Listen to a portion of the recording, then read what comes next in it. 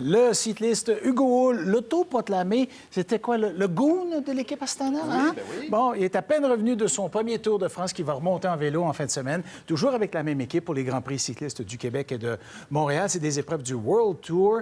Il est avec nous ce matin en studio. Bonjour. Bon matin. Vous vous souvenez de ça? Vous êtes proclamé le goon de l'équipe.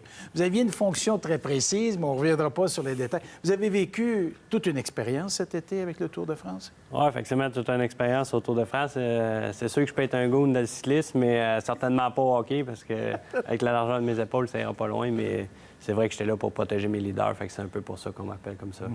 Et c'est la 10e fois que les Grands Prix cyclistes vont avoir lieu à Québec et à Montréal. Ce sont les deux seules épreuves majeures, classées UCI du World Tour, qui sont présentées en Amérique du Nord. Comment sont perçues ces deux courses-là par les Européens qui viennent ici?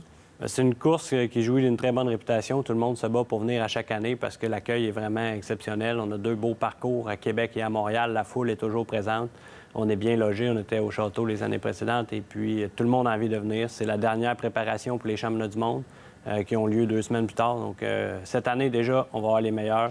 Sagan, Alaphilippe qui a été maillot jaune pendant 10 jours au Tour de France. Donc c'est sûr que vous avez la crème de la crème ici pour le week-end. C'est exceptionnel ce que les Grands Prix cyclistes réussissent à faire.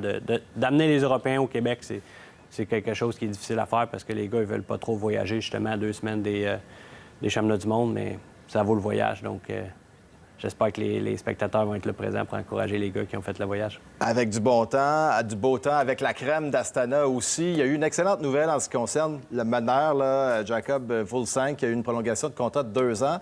Dans votre cas aussi, il y a une bonne nouvelle qui va être annoncée aujourd'hui? Oui, c'est sorti ce matin à midi, heure d'Europe. Je viens de prolonger mon entente de 3 ans avec l'équipe Astana Pro Team. Donc, c'est une belle marque de confiance. Il n'y a pas beaucoup je suis le seul coureur dans l'équipe qui a un contrat de 3 ans jusqu'en 2022. Donc, pour moi, c'est un bel accomplissement. Puis aussi, ça me donne de la sécurité pour la suite. J'ai vraiment trouvé ma maison là, dans le sens où l'équipe me fait confiance, ils me mettent dans les meilleures dispositions pour aller me donner le meilleur de moi-même.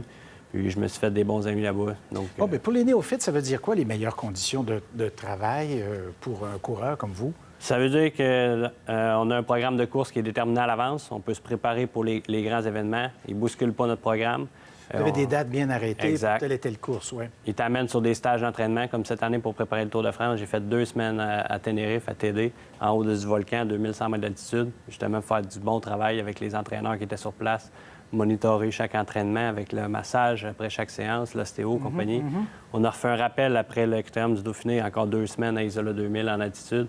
Donc, toutes ces étapes-là font en sorte que tu peux arriver au top de ta forme pour l'événement. Puis c'est pas toutes les équipes ou tous les coureurs qui ont accès à ce genre de stage. Donc ça démontre un peu l'importance qui m'a été accordée. Puis moi, ça me fait chaud au cœur de me dévouer pour l'équipe toute l'année. Mais quand que les résultats suivent puis que l'équipe me témoigne de leur confiance à la fin d'année avec un beau contrat, bien, ça fait plaisir. Ça veut peut-être dire un deuxième Tour de France en 2020 pour vous. Je veux revenir sur le Tour de France. Il y a quelque chose qui nous a étonnés. Vous avez accordé des entrevues presque à chaque jour, après chacune des étapes. Marc-André et moi, on n'en revenait pas. On n'avait jamais vu ça. C'était quoi, une façon de décompresser, de sortir du cirque du Tour de France? Pourquoi cet engouement pour nous tout d'un coup? Non, mais il y avait de l'intérêt de votre part. Moi, ça me faisait plaisir d'essayer de faire connaître un peu le cycliste à travers le Québec, le Canada, à travers mon expérience au Tour de France. Évidemment, c'était pas toujours facile en déplacement dans le bus entre les étapes, mais j'ai essayé d'accommoder ça au meilleur possible avec mon horaire, puis la fatigue s'accumulait, mais surtout de vous faire vivre un peu l'expérience puis de transmettre la passion cycliste qui est un peu méconnue au Québec par rapport à tout ce qu'on voit au Tour de France. C'est ce qui fait le Tour de France, c'est exceptionnel. Tous les gens qui sont sur le bord de la route qui nous encouragent, la culture derrière le Tour. Donc, si on peut transmettre un petit peu au Québec, puis je sais que les gens bougent de plus en plus, prennent le vélo, s'entraînent. Il y a plein de beaux défis au fil de la saison.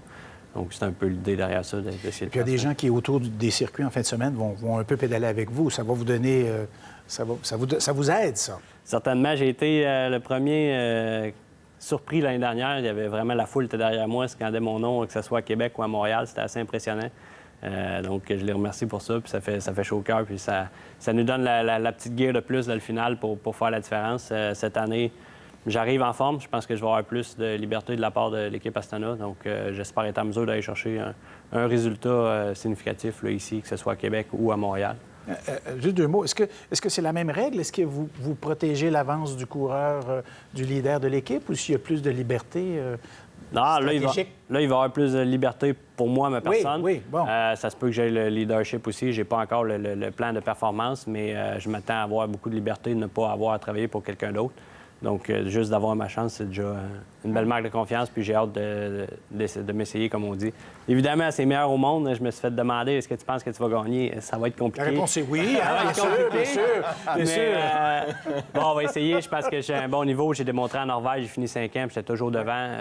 La forme est là. J'ai travaillé fort les 2 dernières semaines. Hier, j'étais à J-Peak avec Michael Woods, James Piccoli, qui sont aussi présents au Grand Prix cycliste. Donc, on a travaillé fort. Ils nous ont fait souffrir avec des motos, des e-bikes, tout ce que vous voulez. Donc, on travaille fort pour être prêt. Oui, les randonnées à la campagne, c'est pas tout à fait... Pas les miennes, en tout cas. Voilà. Bien, merci beaucoup d'être venu nous voir. On vous souhaite la meilleure des chances au cours du week-end. Merci, Hugo. Merci de votre accueil. Bonne journée.